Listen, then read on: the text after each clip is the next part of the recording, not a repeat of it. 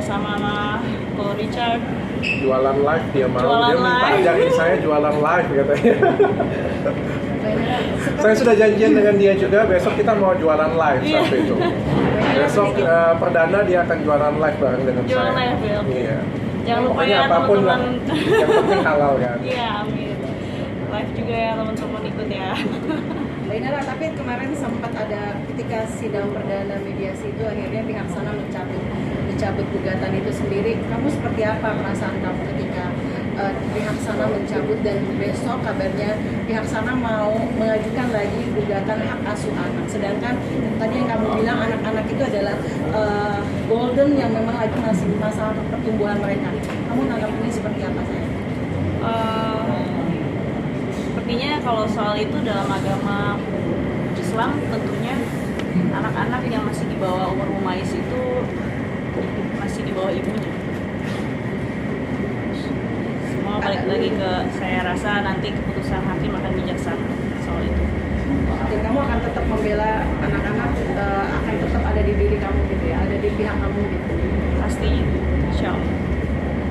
Tapi surat pernyataan yang dibikin Firman kemarin yang 2002 kemarin kan bilang kalau misalnya dia 2022. ya 2022 kemarin kan kalau dia ketahuan pintar dia akan menyerahkan hak asuh itu kepada Inara kan.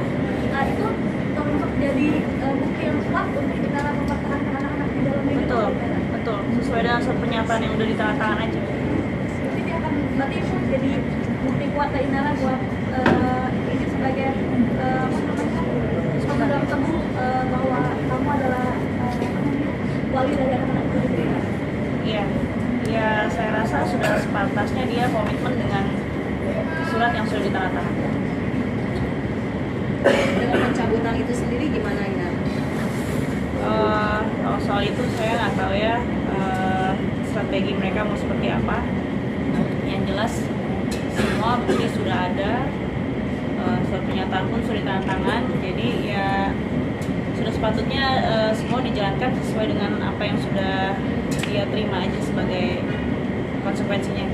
Penegasan berarti dirimu memang sepakat untuk bercerai ya, tidak mau ada kata rujuk ataupun kembali lagi seperti itu karena kamu bilang kamu ngerasa kamu mampu untuk membiayai anak-anak, bisa dibilang seperti itu ya.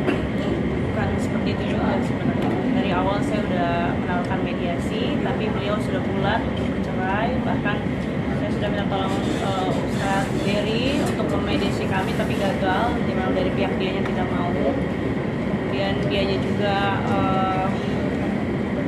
bersikeras sampai akhirnya dia menaruh gugatan talak. Ya saya sebagai istri bisa apa? Mbak Inara, ini ada agak unik di dalam instastory Mbak Inara menyebutkan bahwa sholat dipermudah dengan 2 rakaat di jamaah. Itu maksudnya gimana sih Mbak?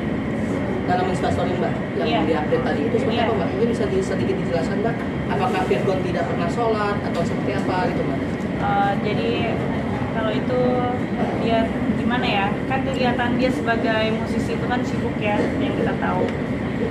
Dan sholat 5 waktu itu bisa jadi kurang maksimal secara prakteknya gitu, karena mungkin akan sholat di akhir waktu atau lewat atau terburu-buru, itu kan jadi nggak afdol sholatnya.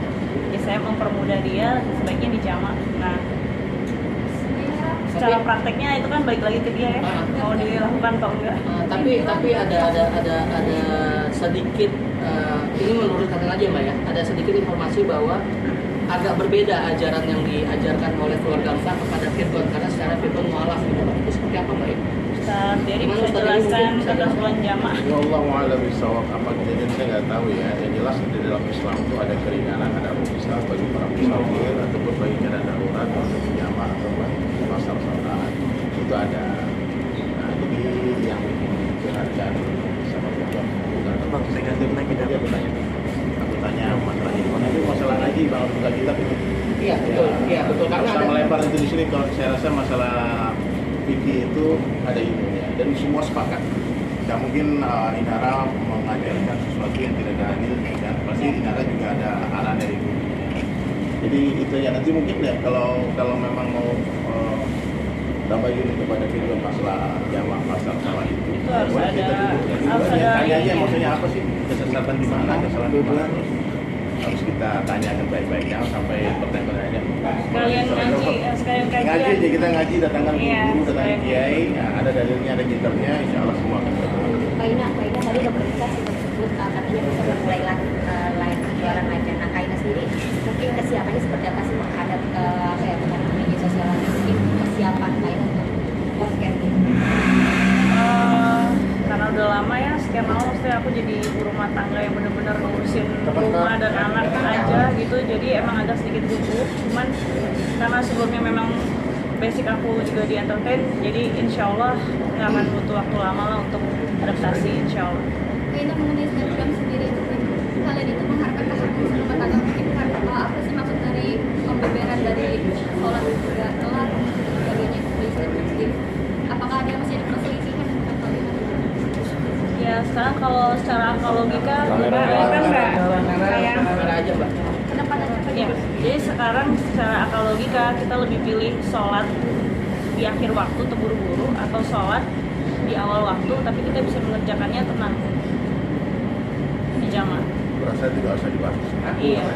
Dan itu silakan nanti tanya aja ke yang ahlinya. Kak Ina untuk kembali ke depan kamera perlu ada persiapan yang khusus nggak sih atau sampai konsul atau segala sesuatunya dari Kak Ina sendiri? Untuk apa? Untuk mau menghadap ke publik lagi. Kembali ke juga entertain maksudnya. Kalau soal itu nanti dari Ustadz yang bisa jelaskan. Caranya gimana udah. Jadi begini, mohon maaf ya sebentar, saya biar bicara sedikit ya masalah kenapa saya duduk di sini. Ini nggak ada hubungan dengan Dr. Richard sebetulnya. Ini nggak ada hubungan juga dengan Athena, tapi Inara bernikah itu ada hubungan dengan saya dan istri dan keluarga, dengan Dati Jodan. Jadi dulu Inara dan Virgon datang ke rumah dan Virgon curhat tentang kegalauannya istri sering digodain orang karena terlalu cantik. Nah, maka aku bilang orang terlalu cantik itu mungkin lebih baik ditutupin aja kecantikannya. Udah dia yang nyuruh aku pakai nikah. Disuruh kan dia. Akhirnya disuruh dan waktu itu kita batalkan beberapa tahun yang lalu. Kemudian setelah terjadi persoalan ini, Inara menghubungi saya gara-gara Virgon menyuruh dia membuka cadar. Aku nggak percaya awalnya, masa sih Virgon kan dia yang senang, dia yang menyuruh, dia yang suruh buka. Nah, aduh, kayaknya ini lagi ada persoalan rumah tangga, gue mau ikut campur. Aku pergi umroh, ternyata viral kan. Subhanallah, aku tanya langsung Virgon, brother, benar gak antum suruh Ina buka cadar? Dia kata, betul kan dah. Aku kayaknya pengen Ina seperti biasa-biasa aja, biar nanti keluarga juga bisa lihat kecantikan dia, bukan buat aku aja. Aku kasih tahu Ina, sebetulnya cadar dalam Islam itu tidak wajib. Kalau memang suamimu menginginkan buka cadar, silahkan dibuka aja. Cuman Ina nggak mau buka karena dia pakai karena Allah, bukan karena suami katanya.